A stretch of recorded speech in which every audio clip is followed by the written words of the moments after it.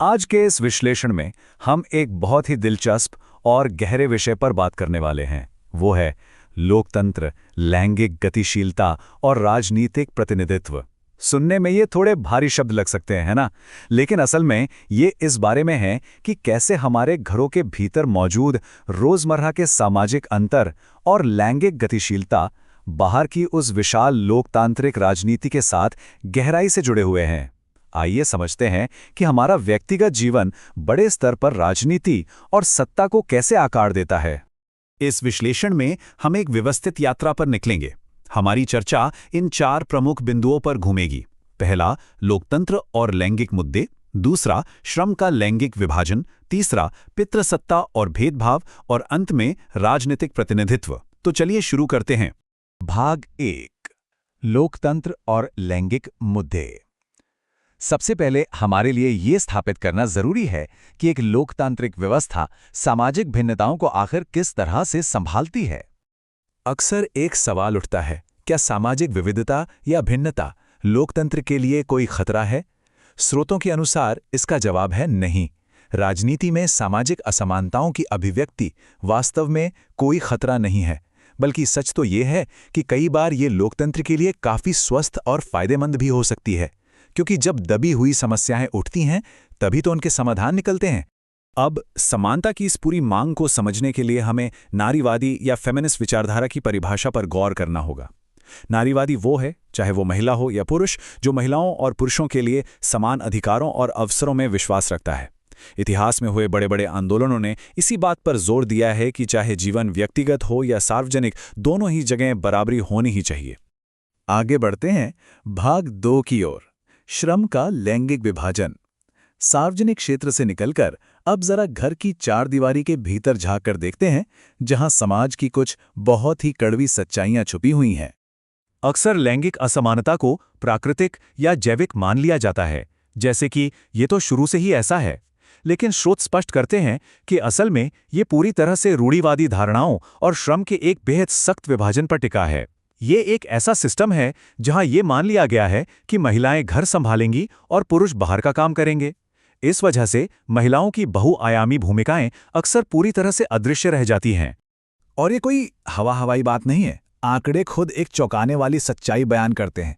6 भारतीय राज्यों के 1998-1999 के टाइम यूज सर्वे पर नजर डालें तो पता चलता है कि महिलाएं रोजाना औसतन 7.5 घंटे से अधिक काम करती हैं, जबकि पुरुष औसतन 6.5 घंटे काम करते हैं।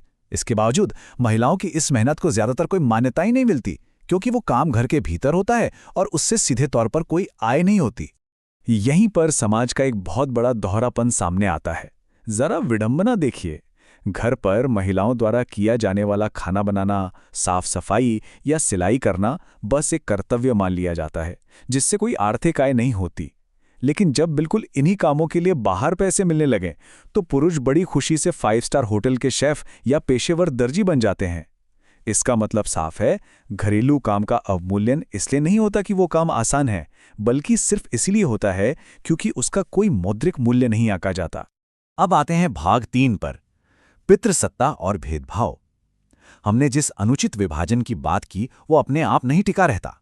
इसे सामाजिक संरचनाओं द्वारा बहुत ही मजबूती से कायम रखा जाता है। और इस संरचना का नाम है पितृसत्ता। शाब्दिक अर्थ में कहें तो पिता का शासन। ये एक ऐसी गहरी व्यवस्था है जो पुरुषों को अधिक महत्व देती है और महिलाओं की तुलना में उन्हें अधिक शक्ति प्रदान करती है। यही वो पितृसत्तात्मक नींव है जो जीवन के लगभग हर पहलू में महिलाओं के खिलाफ बहुत ही वास्तविक और मापने योग्य भेदभाव को जन्म देती है। स्रोतों में इस भेदभाव को कुछ प्रमुख क्षेत्रों में बांटा गया है, जैसे कि शिक्षा और साक्षरता में भारी अंतर, समान काम के लिए समान वेतन के कानून होने के बावजूद महिलाओं को कम वेतन मिलना, लड़कों की अत्यधिक चाहत के कारण लिंग अनुपात का लगातार गिरना, और साथ ही घरेलू हिंसा, उत्पीड़न और शोषण की उच्च दर। ये सारी बातें दिखाती हैं कि कैसे घर के भीतर मौजूद निजी पूर्वाग्रह बाहर एक व्यापक असमानता पैदा कर देते हैं। उदाहरण के लिए साक्षरता दर को ही ले लीजिए। जहां 76% पुरुष साक्षर हैं, वहीं महिलाओं का आंकड़ा आज भी मात्र 54% पर ही अटका है। ऐसा क्यों? इसका एक बहुत बड़ा कारण यह है कि जब संसाधनों की बात आती है तो परिवार अपना पैसा लड़कियों की बजाय लड़कों की उच्च शिक्षा पर खर्च करना कहीं अधिक पसंद करते हैं। और बेटों की इसी अत्यधिक चाहत ने एक और गंभीर समस्या पैदा कर दी है। राष्ट्रीय लिंग अनुपात गिरकर प्रति 1000 लड़कों पर मात्र 919 लड़कियों तक आ गया है। स्रोतों के अनुसार कुछ क्षेत्रों में तो ये आंकड़ा 800 से भी नीचे चला गया है। ये आंकड़ा सिर्फ एक नंबर नहीं है, बल्कि समाज की एक बेहद चिंताजनक तस्वीर पेश करता है। ये गहराई तक समाया हुआ भेदभाव सिर्फ बातों या आंकड़ों तक ही सीमित नहीं है, बल्कि यह शारीरिक और हिंसक रूप से भी सामने आता है। दक्षिण एशिया में इसके इतने गंभीर परिणाम हुए हैं कि आज लाखों महिलाएं लापता यानी मिसिंग हैं। घर के अंदर हो या बाहर, उन्हें बेहद असुरक्षित परिस्थितियों का सामना करना पड़ रहा है। अब हम अपने अंतिम पड़ाव की ओर बढ़ते हैं। भाग 4, राजनीतिक प्रतिनिधित्व। इतनी सारी निजी और सामाजिक समस्याओं को देखने के बाद ये बिल्कुल स्पष्ट हो जाता है कि इनके समाधान के लिए सिर्फ बातें काफ़ी नहीं हैं, बल्कि सार्वजनिक और राजनीतिक कार्रवाई की सख्त आवश्यकता है। नारीवादी आंदोलनों का एक बहुत ही स्पष्ट निष्कर्ष रहा है, वो ये कि जब तक राजनीतिक सत्ता में महिलाओं की समान हिस्सेदारी नहीं होगी, तब तक इन सामाजिक समस्याओं का कोई स्थायी समाधान नहीं निकल सकता। क्योंकि महिलाओं के मुद्दों को अक्सर नज़रअंदाज कर दिया जाता है, इसलिए सच्ची समानता लागू करने के लिए सत्ता में उचित प्रतिनिधित्व हासिल करना ही सबसे महत्वपूर्ण कदम है। लेकिन आज वास्तविकता क्या है?